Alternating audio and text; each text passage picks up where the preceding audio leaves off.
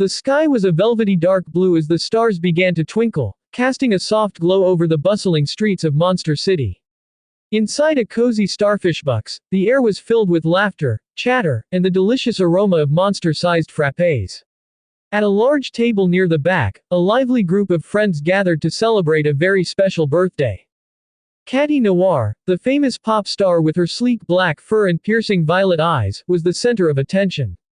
Dressed in a sparkly silver outfit that shimmered under the cafe's dim lighting, she held up a giant caramel frappé. "To the best Friday the 13th birthday ever!" Catty exclaimed, her voice carrying excitement. "Happy birthday, Catty!" Everyone cheered in unison, clinking their frappés and coffees together. Stacie, wearing a bright pink jacket, turned to Claudine Wolf, who was busy ordering another round of snacks. "This place is amazing. I love what they did with the decorations. Black cats and full moons everywhere." Claudine grinned, her fierce wolf ears twitching. "Right. I told them we wanted a spooky vibe for Catty's special day." Starfishbucks really outdid themselves. "Especially with these pumpkin spice drinks," Frankie Stein chimed in, both sparking with excitement.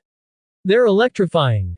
Across the table, Emma, the Down syndrome Barbie doll, smiled brightly, holding her drink close. "This is my first Friday the 13th party. I didn't know birthdays could be so fun." "You'll love it," said Gulia Yelps, who nodded eagerly. Though usually a quiet zombie, Gulia was clearly thrilled to be part of the festivities, her eyes twinkling behind her glasses.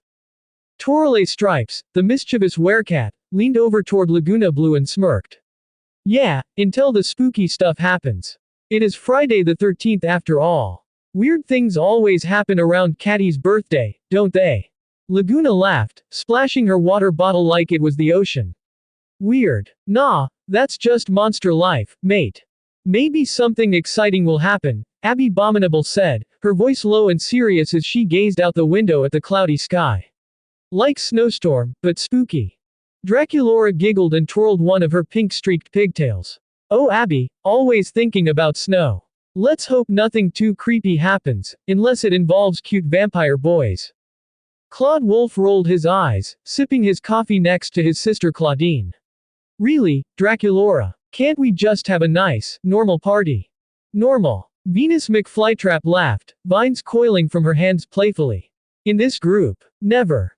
As everyone laughed, Heath Burns, the fire-headed prankster, leaned in with a sly grin. "I'll make it interesting. How about we tell some real scary stories to spice things up? It is Friday the 13th, after all." "No," Twyla Boogeyman said, shaking her head as she emerged from the shadows near the booth. "I can already feel the creepy energy. Let's not summon anything unwanted." Cleo Denial flipped her hair, golden accessories jingling as she sat with her boyfriend, Deuce Gorgon. "You all worry too much. We're royalty tonight. Nothing bad happens to queens, especially on Fridays." Deuce laughed, adjusting his shades. "Maybe we'll just turn a few heads." Torale snickered, "Or turn them into stone if we're not careful, huh, Deuce?" As the banter continued, Catty stood up, drawing everyone's attention once again. "Hey, everyone, seriously, thank you all for being here. I couldn't imagine a better group of monsters to spend my birthday with." Emma clapped her hands, her excitement infectious. "And we couldn't imagine spending it with anyone other than you, Catty."